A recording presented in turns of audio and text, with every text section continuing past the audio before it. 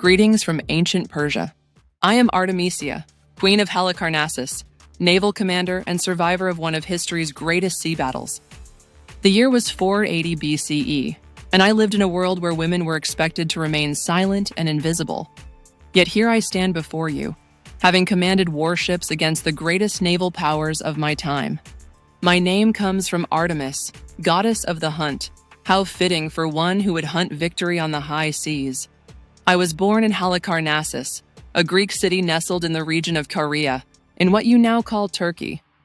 My father was Lygdamis, ruler of our city, and my mother was from the island of Crete, though history has forgotten her name as it has forgotten so many women. When my husband died, his name too lost to time, I found myself regent for my young son, Pisandelis. I could have simply waited, kept our throne warm until he came of age. But I was not made for waiting. I was made for action, for command, for the spray of salt water and the clash of bronze rams cutting through enemy hulls. The great historian Herodotus, who was born in my own city of Halicarnassus, would later write of me with what he called special wonder. You see, in his world, in our world, it was unthinkable that a woman would take up sword and shield, much less command a fleet of warships. Yet this is exactly what I chose to do.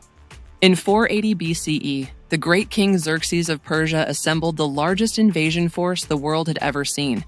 His goal was simple: to crush the rebellious Greek city-states once and for all. As a subject ruler under Persian authority, I was obligated to provide ships and men for this grand expedition. But I chose to do far more than that. Against all convention, against all expectation, I decided to personally command my fleet. Herodotus wrote that I possessed brave spirit and manly daring, though I would argue there was nothing manly about my courage. It was purely my own. I commanded 5 of the finest triremes in the Persian navy, swift, deadly warships supplied by the cities under my rule: Halicarnassus, Kos, Nisros, and Kalidna. Herodotus himself declared that my squadron was next to the Sidonian, the most famous ships in the fleet. Among the estimated 150,000 men in Xerxes' navy, I was the only woman, a distinction both terrifying and exhilarating. After we captured Athens and the Persian army controlled most of Greece, King Xerxes called a council of war at Phalerum. He was eager for a decisive naval battle to crush the remaining Greek resistance. All his admirals and commanders urged him forward, all except one. I stood alone in that council chamber, surrounded by men who had never questioned their king's judgment. But I had seen the Greeks fight at Artemisium. I knew their skill, their desperation, their cunning. So I spoke words that no one else dared to speak. These Greeks, I told the great king, are as much superior to your people in seamanship as men are to women. The silence that followed was deafening. Here was a woman, using the very metaphor of feminine weakness, to warn the most powerful man in the world that his navy was inferior. I continued, urging Xerxes to avoid a sea battle, to keep his fleet near land or march his army toward the Peloponnese. I warned him that the Greeks, lacking supplies on Salamis Island, would eventually scatter to their homes if we simply waited. Xerxes was pleased with my counsel.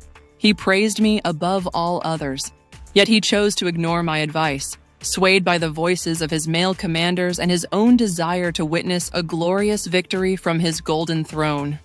On that fateful September morning in 480 BCE, I watched as Themistocles, the clever Athenian general, lured our massive fleet into the narrow straits between Salamis Island and the mainland. It was exactly what I had warned against. In those cramped waters, our numerical superiority became a curse. Ships collided with their own allies, formations collapsed, chaos reigned. From his throne on Mount Aigaleo, Xerxes watched his grand fleet tear itself apart. Suddenly, an Athenian warship was chasing me through the chaos. My own Persian allies blocked my path. There was nowhere to run. I was trapped. In that terrifying moment, I did something that still haunts me. I turned my ship around and rammed straight into another Persian ship, one carrying King Artemisia of Halicarnassus. My bronze-tipped ram tore through their hull like a spear through flesh. The ship sank instantly, taking everyone aboard to their deaths.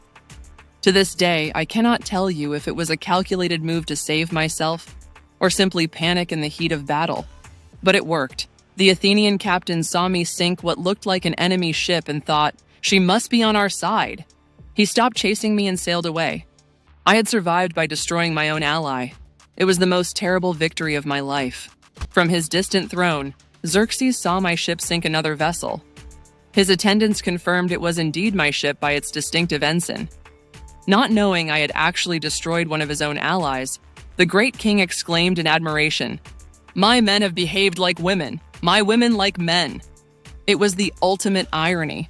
I was praised for an act that, had its true nature been known, might have been considered treachery. Yet in that moment of chaos and defeat, perhaps survival itself was heroism enough. After the devastating defeat at Salamis, Xerxes convened another council.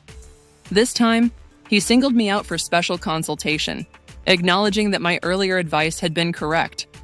I counseled him to return to Asia with his main army, leaving his general Mardonius to continue the campaign with a smaller force. "If Mardonius succeeds," I told him, "the glory will be yours. If he fails, it will be but a small loss. The Greeks will have defeated merely a slave, not the great king himself." Xerxes accepted my counsel this time. As proof of his complete trust, he entrusted me with escorting his illegitimate sons to safety at Ephesus. It was the last great mission of my recorded life. The Athenians placed a bounty of 10,000 drachmas on my head, not because I was a dangerous enemy, but because they considered it a disgrace that a woman should wage war against Athens. To them, I was something monstrous, a throwback to the mythical Amazons. But Herodotus saw something different. This man, this father of history, chose to write about me with detail and admiration that modern scholars call proto-feminist. He attributed to me the virtue of Andrea, courage, a quality supposedly almost impossible for a woman to possess. I vanished from the historical record after my mission to Ephesus, my ultimate fate unknown to history. But my story endures, a testament to what was possible when a woman refused to accept the limitations others placed upon her. The waters of Salamis have long since forgotten the blood spilled in their depths. The Persian Empire that I served has crumbled to dust. But the memory of a woman who dared to command, who spoke truth to power, who survived through wit and will, that memory sails on. I am Artemisia of Halicarnassus. I commanded ships when women were expected to command only silence. I gave counsel to kings when women were expected to have no voice. I survived the greatest naval battle of the ancient world, and my story has survived nearly 2,500 years.